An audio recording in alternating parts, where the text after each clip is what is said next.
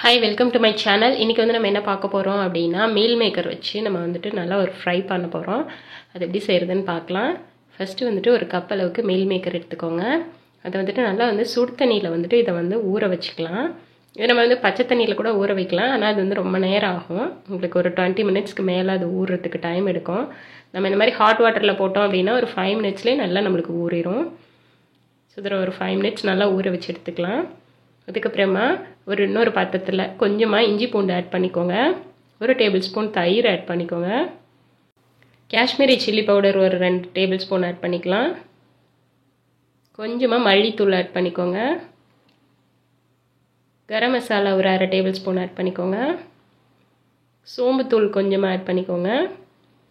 ஜீரகத்தூள் கொஞ்சம் ஆட் பண்ணிக்கோங்க. அதுக்கப்புறமா மஞ்சத்தூள் கொஞ்சம் ஆட் பண்ணிக்கோங்க. கார்ன்ஃப்ளவர் வந்து ஒரு 2 டேபிள் ஸ்பூன் அளவுக்கு ஆட் பண்ணுறேன்.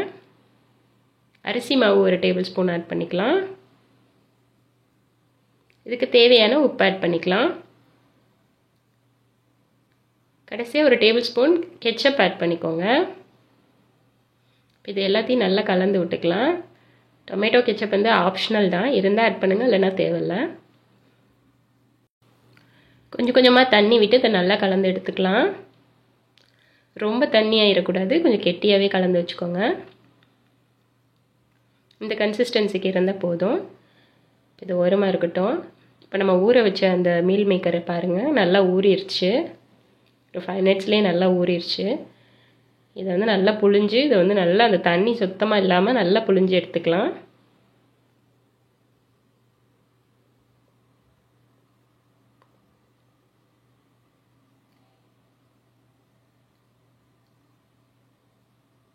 இது எல்லாத்தையும் நல்லா புழிஞ்சு எடுத்தாச்சு. இதை வந்து நம்ம அந்த மசாலா மிக்ஸ் பண்ணி வச்சோம்ல, அதில் வந்துட்டு நல்லா போட்டு கொஞ்சம் கொஞ்சமாக போட்டு நல்லா மிக்ஸ் பண்ணி எடுத்துக்கலாம். நல்லா எல்லாத்துலேயும் மிக்ஸ் ஆகிற மாதிரி கோட் ஆகணும். அதனால் கொஞ்சம் கொஞ்சமாக போட்டு ஆட் பண்ணுங்கள், இல்லைனா ஒரு சைடு உள்ளே இறங்கும், ஒரு சில இடத்துல உங்களுக்கு அது உள்ளே இறங்காமல் போயிடும் மசாலா. அதனால் கொஞ்சம் கொஞ்சமாக போட்டு நல்லா அதை வந்து புழிஞ்சு புழிஞ்சு நல்லா மிக்ஸ் பண்ணிக்கோங்க.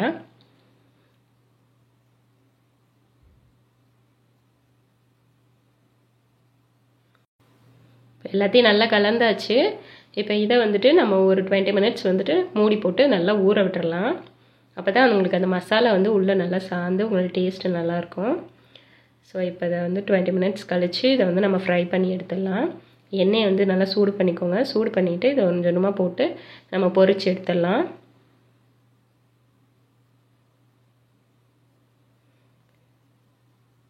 மீடியம் ஹீட்லேயே வச்சு பொரிச்சிக்கலாம், ரொம்ப ஹை ஹீட்டில் வச்சிடாதீங்க.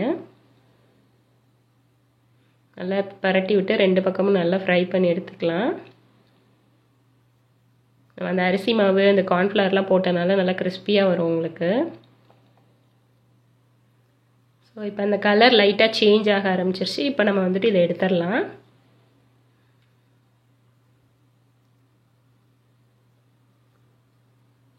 அதே போல் எல்லாத்தையும் நம்ம பொரித்து எடுத்து வச்சுக்கலாம், மீதம் இருக்க எல்லா மீல் மேக்கரையும்.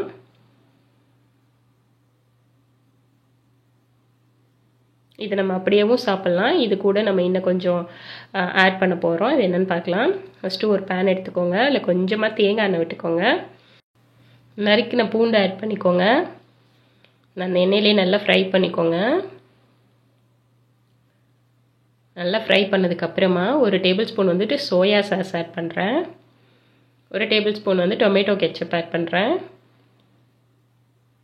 இது எல்லாத்தையும் நல்லா கலந்து விட்டுக்கோங்க. கொஞ்சமாக தண்ணி ஆட் பண்ணி இதை வந்து நல்லா கொதிக்க வச்சு எடுத்துக்கலாம். ரொம்ப தண்ணி ஊற்றிடக்கூடாது, சும்மா ஒரு 1/4 டம்ளர் அளவுக்கு மட்டும் ஊற்றிக்கலாம். ஊற்றி இதை வந்து நல்லா கொதிக்க விட்டு எடுத்துக்கோங்க. அது நல்லா கொதிச்சிருச்சு. அது கூட கொஞ்சமாக இதுக்கு தேவையான உப்பு மட்டும் ஆட் பண்ணிக்கலாம். ஏன்னா நம்ம ஆல்ரெடி அதுலேயும் உப்பு போட்டிருக்கோம், சோயாலையும். இதெல்லாம் நல்லா கொதிச்சிருச்சு. இப்போ வந்து நம்ம பொரிச்சு வச்சுருந்த அந்த சோயாவை வந்து இதில் ஆட் பண்ணிக்கலாம். ஆட் பண்ணி நல்லா கலந்து விட்டுக்கோங்க, எல்லா பக்கமும் மிக்ஸ் ஆகிற மாதிரி. ஒரு 2 மினிட்ஸ்லேயே இது வந்து நல்லா இந்த மாதிரி ட்ரை ஆயிரும். ஸோ அவ்வளோதாங்க. இது அப்படியே நம்ம எடுத்து நம்ம ஓரமாக வச்சுக்கலாம்.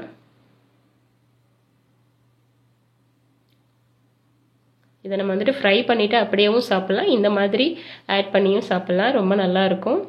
நம்ம ரச சாதம், தயிர் சாதம், சாம்பார் சாதம் எதுக்கு வச்சு சாப்பிட்டாலும் இது வந்து ரொம்ப நல்லாயிருக்கும்.